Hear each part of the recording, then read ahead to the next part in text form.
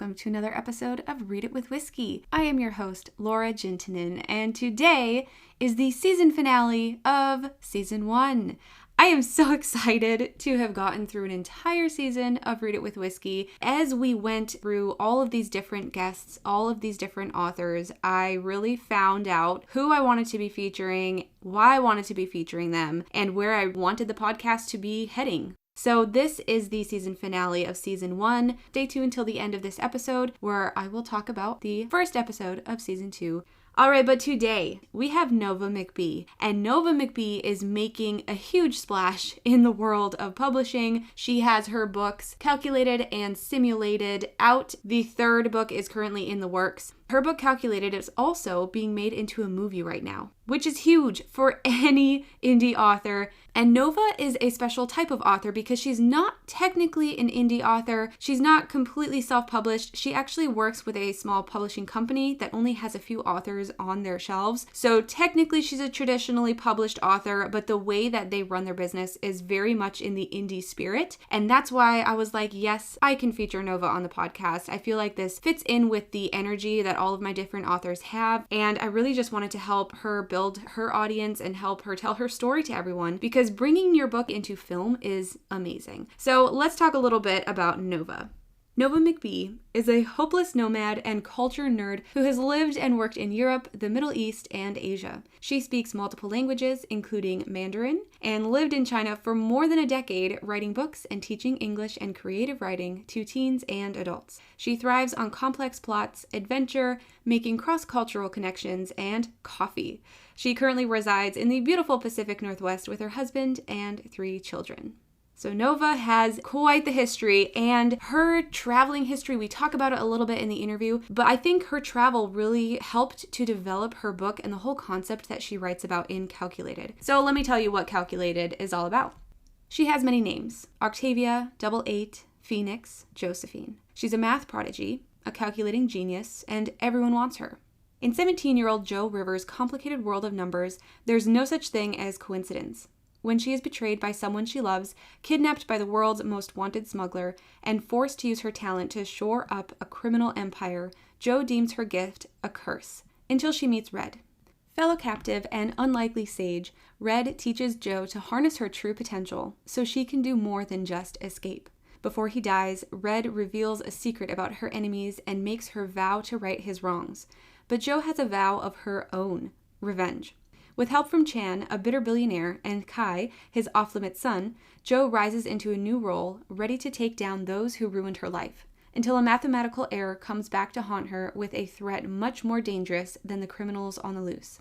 Set in Shanghai and Seattle, Calculated is a modern-day blend of The Count of Monte Cristo and Mission Impossible. History is not made, it's calculated. This book was incredible, you guys, and I absolutely cannot wait to dive into the second book, Simulated, which continues on the story of Jo. All right, let's get into the episode. Welcome to Read It with Whiskey, an interview podcast highlighting self-published authors. I am your host, Laura Juntunen. The purpose behind this podcast is to help authors grow their audience while also introducing readers to their new favorite authors. Let's get to know the person behind the page. Sit back, sip some whiskey, and lean in to these self-published authors.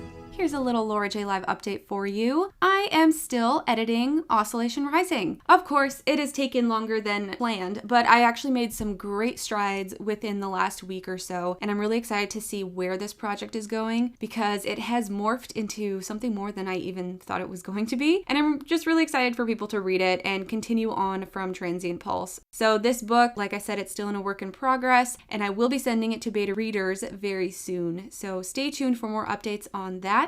In other news, we are transitioning Read It with Whiskey. This podcast will now be featuring fantasy and sci-fi genres only. So if you or someone you know is a fantasy or sci-fi author who is indie self-published, please have them visit my website, www.laurajlive.com, to find the link to sign up as a potential guest. I am taking on applications and I am filling up the episodes all the way through December right now. The second change with the podcast is that I am doing podcast episodes every other week instead of every week, primarily because I don't want to have to read so quickly. And breaking it down to every other week instead of every week is just going to be really beneficial for me as the host and creator, as well as the editor and the whole marketing team and everything. So it will be bi-weekly, fantasy sci-fi. So that's my little Laura J. Live update for you. If you have any questions, comments, concerns, or anything like that, you can always email me, laura@laurajlive.com, or you can message me on Instagram @laurajlive, or the Read It With Whiskey Instagram @readitwithwhiskey. I hope to hear from you guys. I love when you guys reach out and ask me questions, and I would love to feature your questions here on the podcast for season 2. So definitely DM me or email me, and I'll be sure to talk about you on the podcast. All right, let's get into the interview with Nova. This episode of the Read It With Whiskey podcast is brought to you by Coffee Over Cardio. I've been using Coffee Over Cardio for a really long time, and I'm so excited to be an affiliate with them. So there is a link in the bio, but if you want to go there on your own, all you got to do is use my code 10LauraJLive, that's 10 LauraJayLive, and you will get 10% off your order.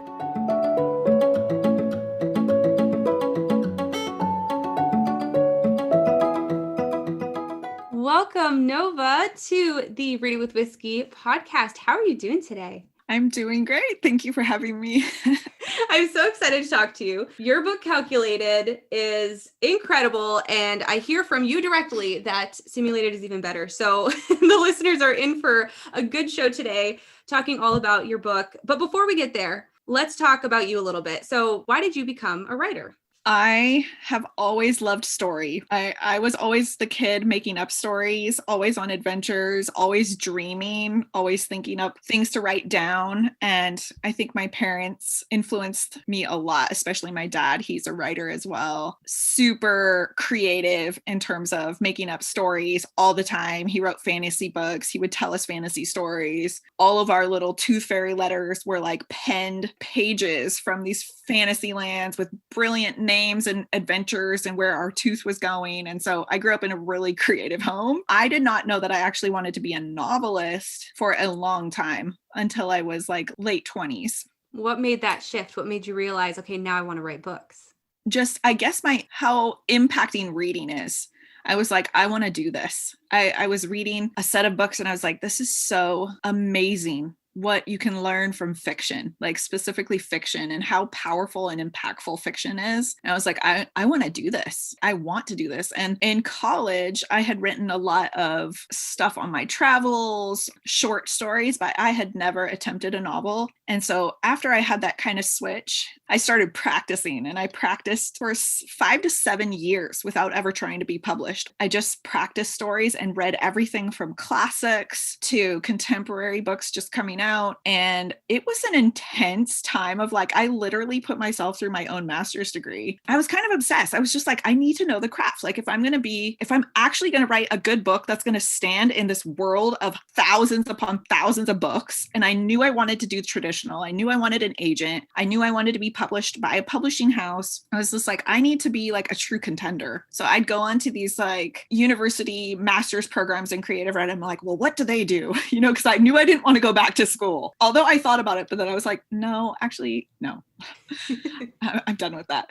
But I would look and see what they were doing, and I would just make my own way of it. Calculated is my first novel that I wrote. Mm-hmm. So all the practice does pay off. Yes. Because when I first wrote Calculated, everyone's like, this cannot be your first novel. I'm like, it is, but I practiced so long that when I actually attempted my first novel, I was ready, even though it took me 2.5 years to write that. It's an evolution of research and really honing your craft that made you realize, okay, now I'm going to actually publish these books and get them out in the world. And it's paid off because now you're a full-time author. So when did you make that switch to be able to write full-time?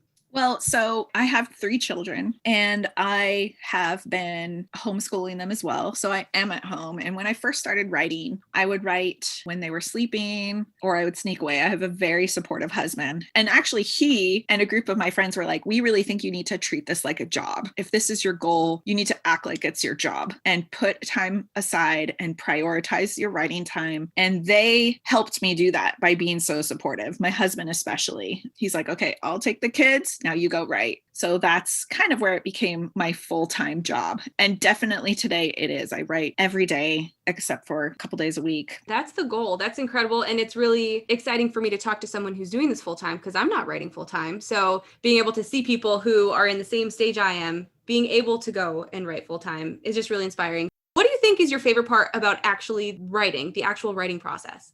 So not making up the stories in your head. I mean, that's my favorite part too. I mean, I definitely think a writer is a storyteller first. We are in our head. Stories come from our head. They don't come from the paper. We're thinking about the plot. We're creating everything in our thoughts. And I love that. I love that we are taking all these different paths in our head. We're testing out dialogue in our head. We're like imagining what they look like in our head and these places and these scenarios and like even the process of raising the stakes in our head. And I definitely love the brainstorming on paper. So I do all my writing in the computer, but I do all my brainstorming of ideas on paper. So I have stacks and stacks of journals completely full of brainstorming. And it's really funny. Like when you look back at Calculated's journals, you're like, oh my gosh, I'm so glad I didn't use that idea. That would have been so lame or so horrible. But it's like, I can see all the progression of my mind. I have all these webs of ideas and then how it hones into one story and how we trim it down is like this miraculous process. Mm-hmm. Because I look back at Simulated too, and I'm like, oh my gosh, like how did I have all of this? And it became this beautiful thing in the middle. You know, it's like a diamond. And I think I posted that on Instagram the other day. I was like, this is literally my process. I'm like, I am coal and all this pressure is like crushing me and my story until it becomes beautiful. And I mean, I feel like it's hard. This series for me is actually really, really complicated and hard because I am not a genius. I am not a prodigy. I am not a math person or a science person, but I am becoming, because I didn't realize in my later years I would become a scientist. The amount of research I am now putting myself through, I'm like, I could literally have a PhD in this now. So yeah. I love that. And our listeners did hear a little blip about what Calculated is, but I love to have the author describe what the book's about, because I want to touch on some of the things that you just said about actually honing the story and putting everything into place. But first, our listeners, I would love for you to tell them, what is Calculated all about? The Count of Monte Cristo meets Mission Impossible. If you've ever heard of the classic story of Joseph in the Bible, there's that definitely in it too. I had just finished the Count of Monte Cristo, and then I was just like, man, this is really similar to Joseph in the Bible. Good old Joseph chose to forgive people instead of Edmond Dantes, who's like, I am ruthless. I'm going to destroy my enemies. And I was just like playing around with those ideas in my head. And I was living in Asia. I had been going to anti-trafficking meetings. I just had a love of first-person POV, really intense YA. Ultimately, it is a revenge, identity, what's your purpose, who are you type of story. It's an origin story of how this girl with a math gift who gets taken by the top smugglers in the world because of this gift and what she can do with it, and how does that situation get redeemed. If you cannot tell what happens at the end of Calculated, can you give us a hint of what's going to happen in book 2?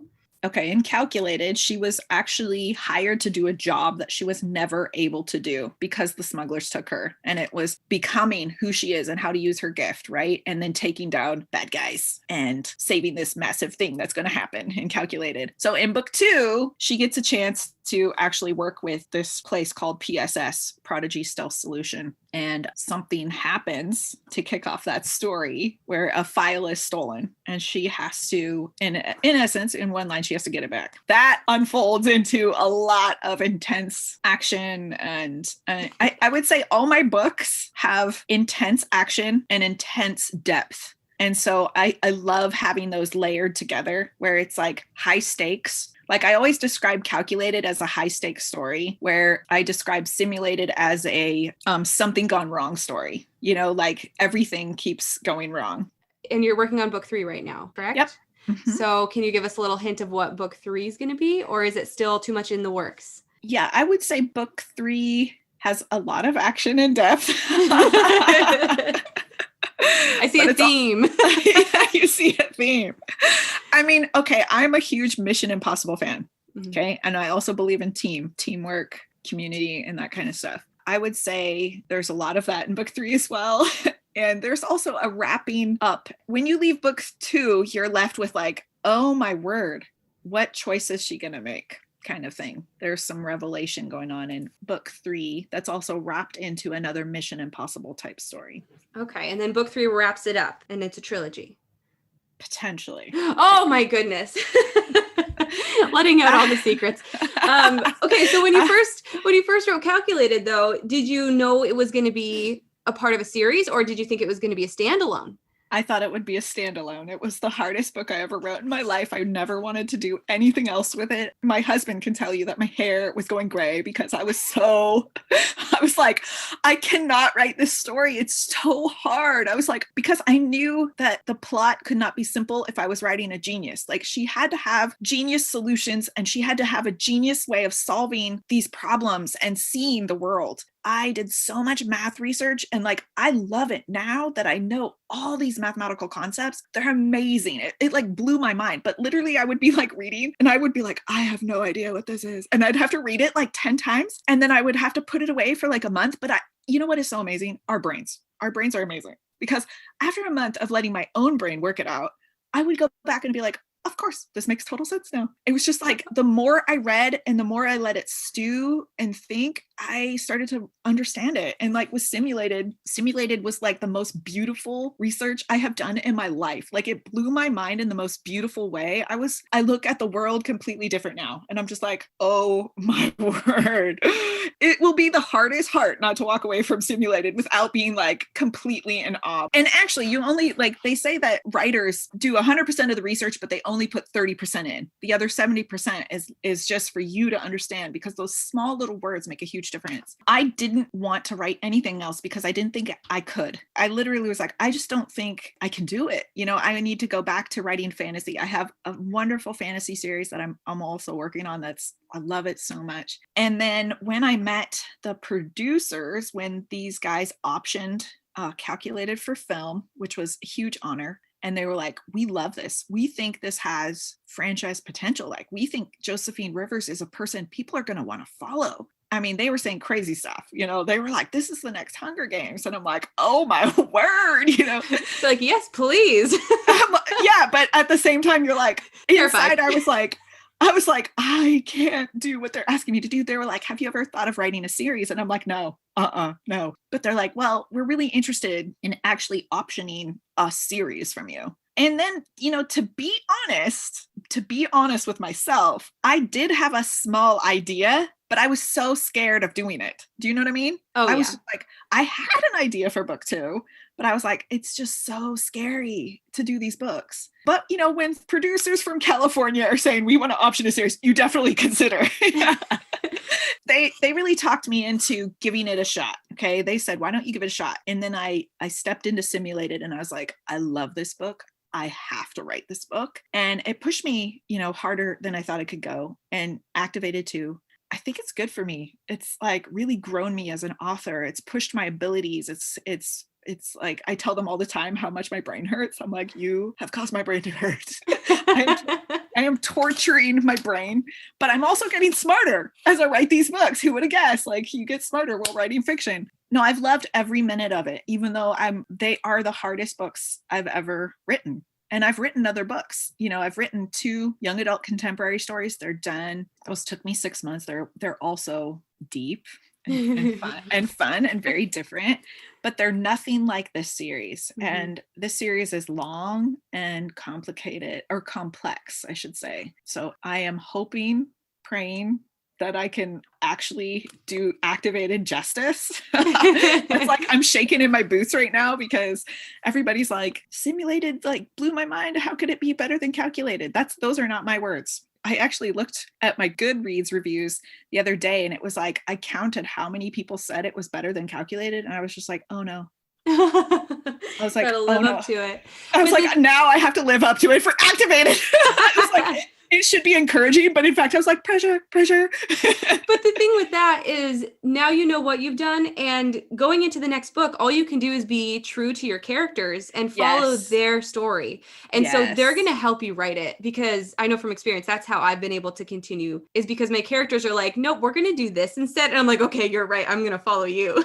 Well, you know, the characters went a lot deeper in book 2. Exactly what you're saying is like, you start to know them better and you start to know what they would do. It is easier in a sense because you're like more in tune with your characters, which is weird because like writers create people and their history and their pains and their hopes and joys, and we create all their backstory and all their baggage, and it's really amazing. And I want to jump back to something that you had said earlier. You did so much research for all of these books, and you wanted to make sure that the genius that your main character is elevated, and you want to make sure it's true to her story. And as I was reading the first book, I would think of something. I'd be like, oh, I wonder what happened there. And then she would be like, okay, I'm going to touch on that point. And she would totally resolve the question I had in my head. So you were ahead of me in my own thought process of thinking what's going to happen. And I think it's because you had that mindset of this girl's a genius, so nothing's going to get by her. And so it translated as I was reading. So I just wanted to let you know that it was awesome. That's so cool. Thank you so much. Just for the readers, you don't need to know any math to read this book. This is the way she sees the world. You don't have to know math to read the book. I started thinking about it. I'm like, ooh, all these numbers. But then it's written in a way where you don't need to know the math. You just have to know that she knows how to do the math. And so she'll take care of all the problems. Yes. So I love to ask all of the authors I interview who their favorite character is within the book. Oh, wow. I know it's a loaded question. There are so many great characters in this book. And I would actually say more people are going to have more favorite characters from Simulated because there's just more there and they're deep. But from Calculated, gosh, it's tough because I want to say Jo because, I got to go through it all with her from her point of view. But then Red, he is like the true hero of the story, right? He's the one who helped. Like in the Count of Monte Cristo, Edmond Dantes has the priest in the Chateau d'If prison that he is in for so long that helps transform him and teach him. I feel like Red is that character, So I love him because he is like the true. But then there's Kai. When I read a book, the person who is the teacher or the protector is always the person that I gravitate towards. And so Red was that for a lot of the book, but then Kai had some of those aspects throughout. And so those were the two that I actually was connected with the most. There's just so many characters. There's so many that you like, but and Kai, he forces Jo to put Red's teaching into action in the real world when she's out. And I like that about him. Yeah, he challenges her when she doesn't think that she can be challenged. You're an avid traveler, and so I want to know how much of your own personal traveling experience really affected how this book was written. Oh my gosh. Yeah. Wow. Somebody asked me that the other day, and they actually said, we really appreciate how diverse of a cast you did and how everything is so globally connected. And they just felt it. They're like, it was so well done. And I had to say that is like one of the greatest compliments because I've lived over 20 years abroad. I grew up in a multicultural home with tons of international people, even growing up with us, and I speak different languages. My mom is a dual citizen of another country. And so I've just been around different cultures and different languages my whole life. And, always taught to honor those cultures and what is different about it and appreciate each other's differences. And that's like kind of a cornerstone of my own identity. I've lived in Europe, lots of different countries in Europe. I've lived obviously in Finland. I've lived in Italy for years, France, England, Denmark. I've lived in the Middle East. I've lived in China. Obviously, China is huge to the book. I lived in China almost 14 years. You can see that coming through in Calculated. And yes, I think it does affect everything I write. People ask me, they're like, do you see yourself in Jo? And I'm like, no, I don't see myself in Jo, but I see all of what I have lived coming into my stories. Do you know what I mean? That's because beautiful. Yeah, we have all these beautiful experiences that do come into our books, right? And so every book that I have written is like cross-cultural in some way, shape, or form, or you're going to see different languages. And Simulated set in Tunisia, Activated is another place. And so, yeah, I just love it. And and I told them, I was like, I write for a global audience because I have homes everywhere. I have traveled and stayed a long time in a lot of places and not necessarily just lived long term, but I've gone repeatedly into these other countries. And what's even weirder is one year I came home to Seattle, where my parents are based, and all my friends that I had were like doing all different things or gone. And I had no friends, or it felt like it, it's like right. None that I could hang out with. And I was at the university at the time, and I ended up working with all university students too. And I'm like, I am just always around international people. And that's something that I love. I love it. It's part of me. And I think it'll be part of me forever. And I think it'll affect my books for forever as well. I feel like your book has so many, we already talked about it, how it has a lot of different layers to it, different levels. There's depth, loss, forgiveness, hope, learning independence, love. What is it that you hope your book teaches to people? If they could gain something from it, what would that be? People have asked me this before, and I know one of the deeper themes in Calculated is identity, coming into who you really are. And I know that's a good theme in a lot of books with YA, and also purpose. I feel like in my personal life, I was always driven by purpose. It was something that was like always meaningful to me. Like I want the stuff that I do and the person that I am to have purpose, and how just knowing that everyone has purpose is like, I was one of those deep kids of like, it means something, it always means something, it's like always digging a little deeper. And just like, there's a theme that every single person is important. And like life isn't over when something bad happens. It can be redeemed, and there's hope, like you said. And so, yeah, and living around the world, I've seen a lot of crazy things, and that's the thing, is like every person around the world, no matter what culture we are, we all need hope, purpose, identity. We all need love, forgiveness. People come around us and help build us up when we've been knocked down. And so, yeah, I hope people take away all those different themes, and everyone's taking away something different, which is great, because people message me, they're like, I just got this from a book. I'm, wow, I didn't even think of that. That's exciting. Yeah. And so you write things even you don't even know that are going to affect people. And yet, ultimately I also wanted to write a book that people would enjoy. So it wasn't like I'm like, I need to write something that, that every person is going to take away. Because you're not thinking like that exactly. You are thinking through these lenses of characters and what they're learning. And that's why fiction is so powerful, because people, depending on which character is learning, they're going to identify with different characters. Writing these characters that face these things, you really do hope that someone will identify and resonate with your characters. So when they do, it's awesome. We could literally talk for hours about this book because there's so much within it. But this wouldn't be Read It with Whiskey without talking a little bit about whiskey. So what is your favorite whiskey to drink? I'm not a huge whiskey drinker, but I have definitely enjoyed my share of whiskey on the rocks. I want to say when I was younger, it was Maker's Mark, but now it's Ballantine's. You're like nodding your head. Yeah. No, but my husband, I don't even know how it happened, because he's not a huge whiskey drinker either. But one of our friends always gifted him a bottle of whiskey for Christmas. And it just became cool.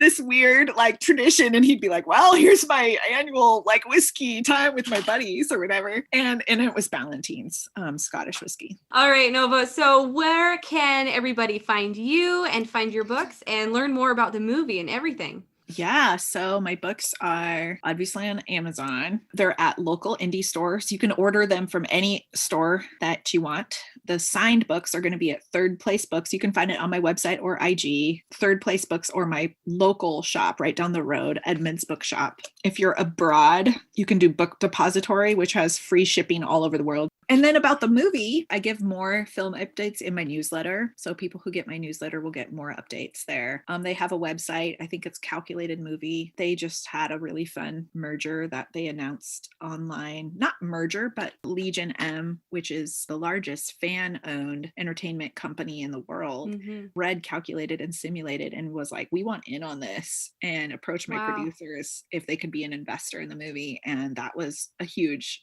honor and compliment. So I was like, wow. Yeah. Well, Nova, thank you so much for being on Read It With Whiskey. I had so much fun talking with you. Yay, you too. Thank you so much for having me. It was awesome.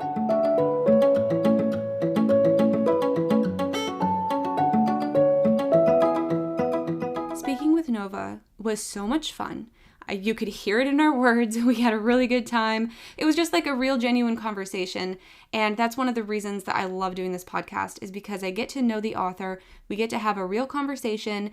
Nothing is scripted. Nothing is so polished that you can tell that it's like rehearsed. Everything is just raw, and I love it. Hopefully you guys like the style too, and you want to stick around for season 2. But before we get there, I do want to let you guys know that we are doing a giveaway with Nova. She is giving away a copy of her book, Calculated, to one lucky winner. Just like we have done for the last couple weeks, it's all going to be via Instagram. So you can go to @readitwithwhiskey and you can sign up for that giveaway. And the lucky winner will be announced after a week or so. All of the dates and everything to enter will be in that post. So make sure to read the fine print and share it with your friends.